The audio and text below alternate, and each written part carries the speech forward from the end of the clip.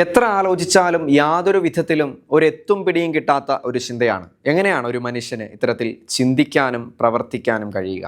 മറ്റൊരുവൻ്റെ ജീവൻ എടുക്കാനുള്ള വെറുപ്പിലേക്ക് ഒരുവനെ നയിക്കുന്നത് എന്ത് വികാരമാണ്? വെറുമൊരു ദേഷ്യമായി ഇതിനെ കാണാനാകില്ല. മൃഗങ്ങൾക്കിടയിൽ പോലും ഇത്തരം ക്രൂരതകൾ കാണാത്ത, കേട്ടുകേഴ്വി പോലും ഇല്ലാത്ത സാഹചര്യത്തിൽ മനുഷ്യൻ ഇത്തരത്തിൽ മാറണമെങ്കിൽ അവനെ നയിക്കുന്നത് വെറുമൊരു വികാരമായിരിക്കണമെന്നില്ല. അതൊരു പക്ഷേ ഒരു ആഴമേറിയ മുറിവാകാം, അതല്ലെങ്കിൽ അവനെ മറ്റൊരുവനാക്കി മാറ്റാൻ കെൽപ്പുള്ള മറ്റെന്തെങ്കിലും ആവാം. ഇതൊരിക്കലും ജനറേഷൻ പ്രോബ്ലമായി കാണാൻ കഴിയില്ല. ഇടയ്ക്ക് ഞാൻ സോഷ്യൽ മീഡിയ പ്ലാറ്റ്ഫോമുകളിൽ തിരയുമ്പോൾ കാണാറുള്ള ട്രോളുകളാണ് ഇത്. ഈ 90s കിഡ്സും 2K കിഡ്സും തമ്മിലുള്ള ഫൈറ്റ് പലതും രസകരമായാണ് അവതരിപ്പിച്ചിരിക്കുന്നത്. അതിലൊരെണ്ണം കല്യാണരാമൻ സിനിമയിൽ ലാലു അലക്സിൻ്റെ കഥാപാത്രം നവ്യ നായർക്ക് രാമൻകുട്ടിയെ പരിചയപ്പെടുത്തുന്ന സീനാണ്. ആദ്യം ദിലീപ് ചെയ്യുന്ന രാമൻകുട്ടിയാണെന്ന് കരുതി ലാലു അലക്സ് കൈയിടുന്നത് ഇന്നസെൻറ്റിൻ്റെ കഥാപാത്രമായ പോഞ്ഞിക്കരയുടെ തോളിലാണ്. എന്നിട്ട് പറയുന്നു, മോളെ ഇവൻ നല്ല ചെറുക്കനാ, ഇവൻ്റെ കൂടെ കൂടിയാൽ എന്തുകൊണ്ടും നല്ലതായെന്ന്. പക്ഷേ ഇത് പറഞ്ഞു മുഴുവിപ്പിക്കുന്നതിന് മുൻപ് ആൾ മാറിപ്പോയെന്ന് മനസ്സിലായി പോഞ്ഞിക്കരയോട് മാറി നിൽക്കടാ എന്ന് പറഞ്ഞ് മുന്നോട്ട് പോകുന്ന ഈ സീൻ എടുത്തുകൊണ്ട് ഒരു ട്രോൾ ഉണ്ടാക്കിയിരിക്കുകയാണ്. ഇതുപോലെ നിരവധി ട്രോളുകളുമുണ്ട്. തമാശയാണ് ഇതിൽ നിറഞ്ഞിരിക്കുന്നതെങ്കിലും തമാശയിലുപരി ഇതിലൊരു വാസ്തവമുണ്ടെന്ന് തോന്നുന്നില്ല. കാരണം ഒരിക്കലും ഇതൊരു ജനറേഷൻ പ്രോബ്ലമായി കാണാൻ ആവില്ല. തലമുറകൾക്കിടയിലുള്ള വ്യത്യാസമല്ല ഇത്, മറിച്ച് സാഹചര്യങ്ങൾ മാറിയതാണ്. ഇതേക്കുറിച്ച് ഞങ്ങൾ ഈ വർദ്ധിച്ചു വരുന്ന കൊലപാതകങ്ങളുടെയും ദുരന്തങ്ങളുടെയും ഒക്കെ കാരണത്തെക്കുറിച്ച് ഞങ്ങളൊരു സർവേ നടത്തുകയുണ്ടായി. മൂല കാരണമായി അധികം ആളുകളും പറഞ്ഞത് ലഹരിയുടെ വർധനവാണ് കാരണമെന്നാണ്. അതുപോലെ പലരും പറഞ്ഞൊരു കാരണം ഇന്നത്തെ സിനിമകൾ മിക്കതും ലഹരികൾക്കുള്ള പരസ്യം നൽകുന്നു എന്നതാണ്. ഞാൻ കഴിഞ്ഞ ദിവസം വാട്സപ്പിൽ ഒരു കുറിപ്പ് കണ്ടു. വായിച്ചിടത്തോളം മനസ്സിലാക്കാൻ കഴിഞ്ഞത് അത് ഈ പറഞ്ഞതുപോലെ രണ്ട് തലമുറകൾ തമ്മിലുള്ള ഒരു ഫൈറ്റാണ്. അതിനോട് പൂർണ്ണമായും യോജിക്കാനാകില്ല. കാരണം ഇത്തരം പ്രശ്നങ്ങൾ വിരളമായിട്ടാണെങ്കിൽ പോലും ആ കാലഘട്ടത്തിലും ഉണ്ടായിരുന്നു. പക്ഷേ എന്നാലും ചില ജീവിത സാഹചര്യങ്ങൾ അറിഞ്ഞിരിക്കാൻ ഈ കുറിപ്പ് നല്ലതായി തോന്നി. ആ കുറിപ്പ് ഇങ്ങനെയാണ്: അനിയന്മാരെ, ഞങ്ങളും പള്ളിക്കൂടത്തിൽ പഠിച്ചവരാണ്. കൂട്ടുകാർ ഞങ്ങൾക്കുമുണ്ട്. വഴക്കടിച്ചിട്ടുണ്ട്, പിണങ്ങിയിട്ടുമുണ്ട്. ഒരുമിച്ചിരുന്ന ബെഞ്ചിൽ നിന്ന് പല വഴിക്ക് പിരിഞ്ഞിട്ടും ഇപ്പോഴും ഇടയ്ക്കിടെ പിണങ്ങാറുമുണ്ട്. പക്ഷേ പിണങ്ങിയിരിക്കുമ്പോൾ പോലും പിണക്കത്തിനപ്പുറം അതിലൊട്ട് പക വന്നിട്ടില്ല. അന്നും ഇന്നും ക്ലാസ്സിൽ അധ്യാപകൻ്റെ അടികൊണ്ട് സഹപാഠിയുടെ കൈവെള്ള ചുവക്കുമ്പോൾ ഞങ്ങളുടെ കണ്ണ് നിറഞ്ഞിട്ടുണ്ട്. അവനേക്കാൾ വേദന അത് കണ്ടു നിന്ന ഞങ്ങൾ അനുഭവിച്ചിട്ടുണ്ട്. അവരെക്കാൾ കരഞ്ഞത് അടികൊള്ളാത്ത ഞങ്ങളായിരുന്നിരിക്കും. തിരിച്ചും അങ്ങനെ. സ്വന്തം വീട്ടിലിരിക്കുമ്പോൾ അതിരിനപ്പുറമുള്ള അവൻ്റെ വീട്ടിൽ അച്ഛൻ്റെ അടിയേറ്റ് അവൻ കരയുന്ന നിലവിളി കാതിൽ കേട്ടാൽ ഓടി വേലിക്കൽ ചെല്ലും, ആശ്വസിപ്പിക്കും. ചിലപ്പോൾ ഒപ്പം കരയും. തിരിച്ചും അവരും അങ്ങനെ തന്നെ. സഹപാഠിയുടെ കണ്ണ് നിറഞ്ഞിരുന്നാൽ കാരണം തിരക്കും. പരിഹാരം ചെയ്യാനുള്ള പക്വതയില്ലെങ്കിലും കഴിവിനോളം ഒന്ന് ശ്രമിച്ചിരുന്നു പരിഹരിക്കാൻ. തിരിച്ചവരും അങ്ങനെ തന്നെ. ഞങ്ങൾ തമ്മിൽ തല്ലിയിട്ടുണ്ട്. തല്ലുമ്പോൾ പിടിച്ചു മാറ്റാൻ അമ്മമാർ വരാറില്ലായിരുന്നു.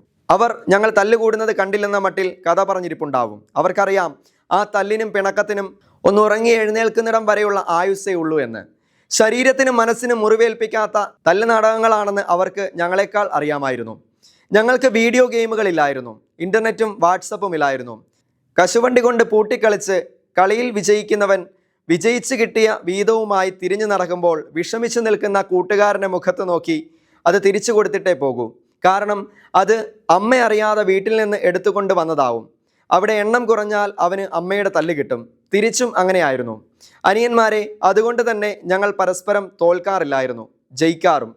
സഹപാഠി എന്ന വാക്ക് അർത്ഥം പറഞ്ഞു തന്ന് ക്ലാസ്സിൽ പഠിപ്പിക്കും. പക്ഷേ എത്ര പഠിപ്പിച്ചാലും അന്ന് ഞങ്ങൾക്ക് അതിൻ്റെ അർത്ഥം മനസ്സിലായിരുന്നില്ല.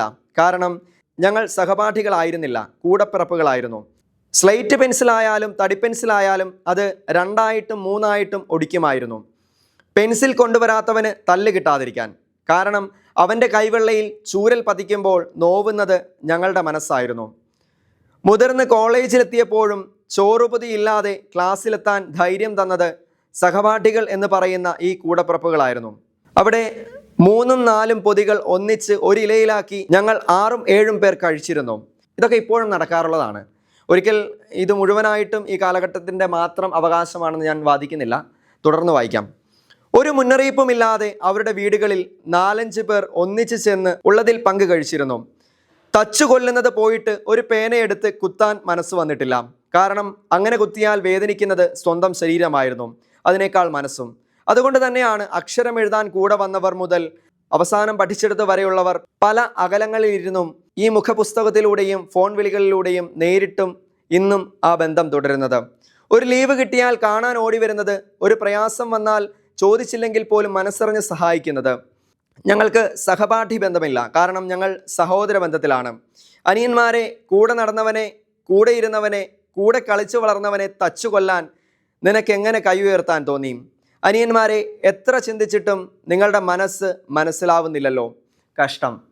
സമകാലീന സംഭവങ്ങളെ ബന്ധപ്പെടുത്തി ഒരു വ്യക്തി എഴുതിയിരിക്കുന്നതാണ്. അദ്ദേഹത്തിൻ്റെ ഉള്ളിലെ വികാരം തുറന്നെഴുതിയെന്നേ ഉള്ളൂ. എന്നാൽ ഇതാണോ ഇതിന് പിന്നിൽ കാരണം?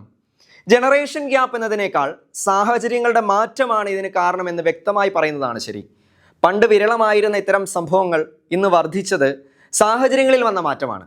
ആ മാറ്റങ്ങൾ കൊണ്ടാണ്. ഈ സാഹചര്യ മാറ്റങ്ങൾ ഒരിക്കലും ഒരു തലമുറയെ മാത്രമല്ല, ഇന്നിൻ്റെ സമൂഹത്തെ കൂടിയാണ് ബാധിച്ചിരിക്കുന്നത്. കാരണം ഇന്നത്തെ പ്രവണതകൾ, ഇത്തരം പ്രവണതകൾ കാണിക്കുന്നവരിൽ 25 വയസ്സിന് മുകളിലും താഴെയും പ്രായക്കാരുണ്ട്. ഇത് ഇന്നിൻ്റെ പ്രശ്നമാണ്, ഇന്നത്തെ പ്രതിസന്ധിയാണ്. നാളെ ഒരു പക്ഷേ വീണ്ടും ഇത് തലമുറകൾ തമ്മിലുള്ള വിഷയമായി ചർച്ച ചെയ്യപ്പെടാം. അന്ന് ഈ 2K കിഡ്സും 2025 ശേഷം ജനിച്ചവരും തമ്മിലുള്ള വാദങ്ങളാവാം ഉയർന്നു കേൾക്കുക. പക്ഷേ അന്നും ഇന്നും എന്നുമുള്ളത് ഉണ്ടാവുന്നത് സാഹചര്യങ്ങൾ സൃഷ്ടിക്കുന്ന പ്രശ്നമാണ്, മനുഷ്യരാശിയുടെ പ്രശ്നമാണ്, ഇന്നിൻ്റെ പ്രശ്നമാണ്. ഇത് തിരിച്ചറിയുക, ഒറ്റക്കെട്ടായി നിന്ന് സാമൂഹിക പ്രശ്നങ്ങളെ നേരിടുക.